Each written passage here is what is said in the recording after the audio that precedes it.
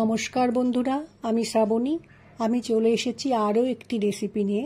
চলো রেসিপিটি তাহলে একবার দেখে নিই। আজকের রেসিপি চাল কুমড়োর তরকারি। চাল কুমড়ো তো আমরা অনেকভাবেই রান্না করে থাকি।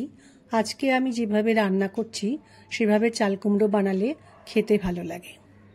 রেসিপিটা বানানোর জন্য চাল কুমড়ো নিয়েছি। এরপর আমি এই চাল কুমড়োকে কেটে নেব। চাল কুমড়ো আমার কাটা হয়ে গেছে। আমরা আলু ভাজা যেভাবে কেটে থাকি ঠিক সেভাবেই আমি চাল কুমড়ো কেটে নিয়েছি।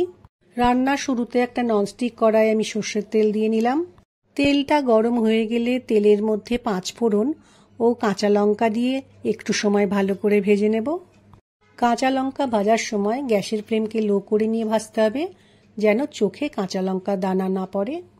এরপর কিছুটা পরিমাণে মুগ ডাল তেলের মধ্যে দিয়ে আমি একটু সময় ভালো করে ভেজে নেব। মুগ ডাল ভাজার সময় অবশ্যই গ্যাসের ফ্লেমকে লো করে নিয়ে ভাজতে হবে, তাহলে ডালটা পুড়ে যাবে না। খুব সুন্দর করে মুগ ডালটা ভাজা হয়ে গেছে।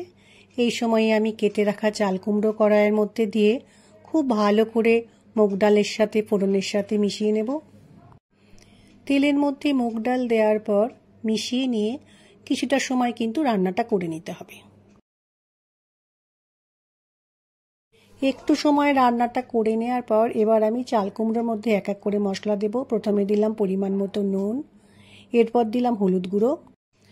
আমি জিরে গুঁড়ো শুকনো তাওয়াতে একটু ভেজে নিয়েছিলাম, সেই জিরে গুঁড়োটা চাল কুমড়োর মধ্যে দিয়ে দিলাম। এরপর চাল কুমড়োর সাথে সমস্ত মশলা খুব ভালো করে মিশিয়ে নেব। চাল কুমড়োর সাথে মশলা মিশিয়ে নেওয়ার পর কড়াইয়ের ওপর একটা ঢাকা দিয়ে আমি চাল কুমড়োটা একটু সেদ্ধ হতে দিয়েছি। মিনিট 10 রান্নাটা করে নেওয়ার পর কড়াই থেকে আমি ঢাকাটা সরিয়ে দিয়েছি। চাল কুমড়ো আমার সেদ্ধ হয়ে গেছে। চাল কুমড়োকে একটা খুন্তির সাহায্যে খুব ভালো করে মিশিয়ে নিয়ে আরও কিছুটা সময় রান্নাটা আমি হতে দেব। মুগ ডাল দিয়ে এভাবে চাল কুমড়ো বানালে সেটা ভাত রুটি দুটোর সাথেই খেতে বেশ ভালো লাগে। চাল কুমড়ো একটু মিষ্টি মিষ্টি খেতেই ভালো লাগে, এই জন্য চাল কুমড়োর রান্নার শেষে আমি একটু চিনি দিলাম। চিনিটা দেওয়ার পর চাল কুমড়োর সাথে ভালো করে মিশিয়ে নেব। তোমরা যারা মিষ্টি তরকারি খেতে ভালোবাসো না তারা চিনিটা স্কিপ করে যাবে। চ্যানেলটাকে সাবস্ক্রাইব করার অনুরোধ রইল। তরকারি আমার রান্না হয়ে গেছে, এবার আমি একটা পাত্রে পরিবেশন করে নিয়েছি। ভিডিওটা আশা করছি তোমাদের ভালো লাগবে।